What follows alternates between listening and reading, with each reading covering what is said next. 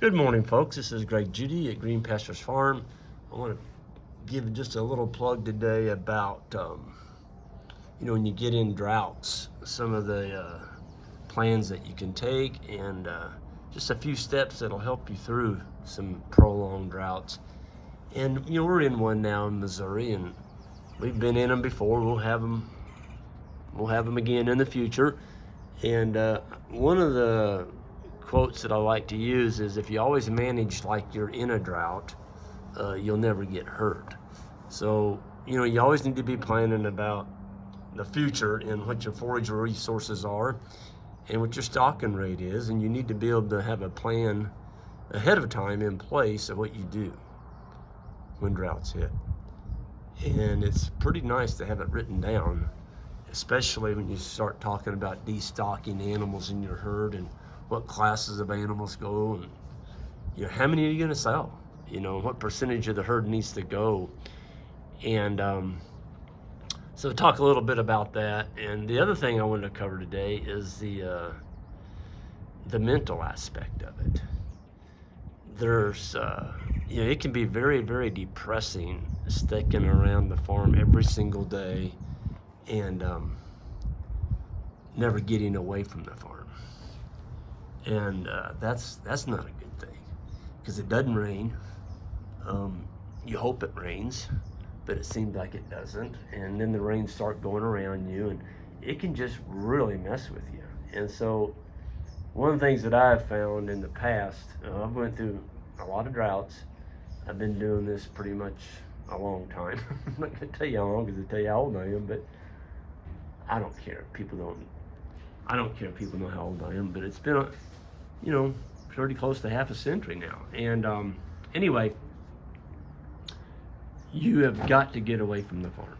And that's one of the things that I really push is the mental aspect. And so we're here in Arizona, and that's my brother-in-law, Steve.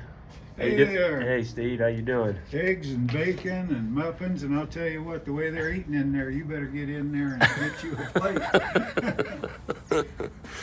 Well, it's a beautiful morning, and Steve and my sister Shirley cooked a wonderful breakfast. And my goodness, you got coffee, you got juice, you got eggs, you got bacon, and you've got an English muffin there too. Betcha. My goodness. Betcha. We're international this morning. And I got a big saguaro cactus sitting right in front of me. Well, Steve, I was just telling people about some of the management tips I use on drought, and one of them is get away. Yeah. Get away from the farm, because you can't make it rain. And it can be quite depressing, just sticking there waiting for it to rain. You got to get away, Yeah. even if it's for a long weekend. Yeah. So this has been nice coming out and just getting away from it all. Well, we certainly had our share of no rain. Where are you at? You're in California. Yeah, I'm in California, and we've had a drought to the point where the reservoirs were all turning into dirt. And then we have a winter that comes along with record snowfall and record rainfall. Man. And now we're waiting for that snow to start melting and hitting the dikes of the Sacramento River and I just the saw rest that. of them that are Yep. full of groundhog holes and gopher holes, and nobody's ever taken care of them. So Central California may become a lake. Man, We'll see. There's We'll a see. bunch of snow up there in the Yes, Sierra there Nevada. is. Record snow. And it's it's gonna- unbelievable. You'd have to look it up, because if I tried to guess it, you wouldn't believe it. Yep. I just saw it on YouTube this morning. Yeah. The mountains are covered in Probably over 50 feet or better snow. Yeah. of snowfall. It's all packed down now, but Yeah. but I remember years ago when 10, 15 foot was no big deal up in the high Sierra. Yeah. Well, your reservoirs, they're not going to be able to hold all that water. Well, that's another subject. We don't need to get into that. Otherwise, I'm going to start picking on about 4 governors and EPA and. No, okay, we'll leave that alone. I'm going to eat my breakfast. Yeah. Well, I'm signing off. Thank you, Steve, for giving me your. We can't talk politics in this group. Yeah, we'll leave it at that. folks, I just wanted to close by telling you back to the destocking. You really need to get rid of those animals that don't give you young'uns, babies. So what you're trying to do is, when it hasn't rained and it continues not to rain, is you need to destock at least 15 to 20% that first crack. And those are steers. Get rid of your steers. They don't reproduce. Okay? Let me back up. If you're in a cow-calf operation, if you're running steers and that's your livelihood, you can't sell all your steers, but maybe sell off the lower percentage of them. The ones that are closer to finish and you're going to be able to market those pretty soon, well then, keep those. That's going to be your cash flow, but you might lighten up your stocking rate a little bit.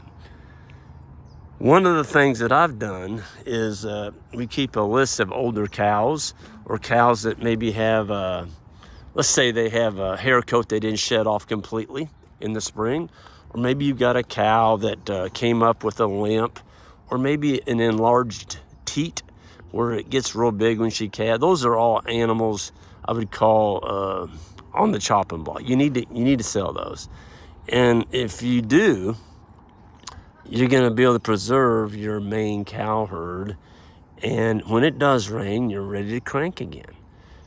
So the sooner you sell in the drought, the higher price you receive. The longer you wait in a drought, and then you let the animals eat your grass into the dirt, the lower price you're going to receive, because now everybody's forced to sell. Folks, there's no hay out there. There's not very much hay, and if you're going to try and buy hay and feed this thing through a drought, if we don't catch rain, that's a really, really poor management plan. You don't want to do that, because you don't see. Here's the problem: when you start feeding in a drought, you don't know when the drought's going to end. It could go a year.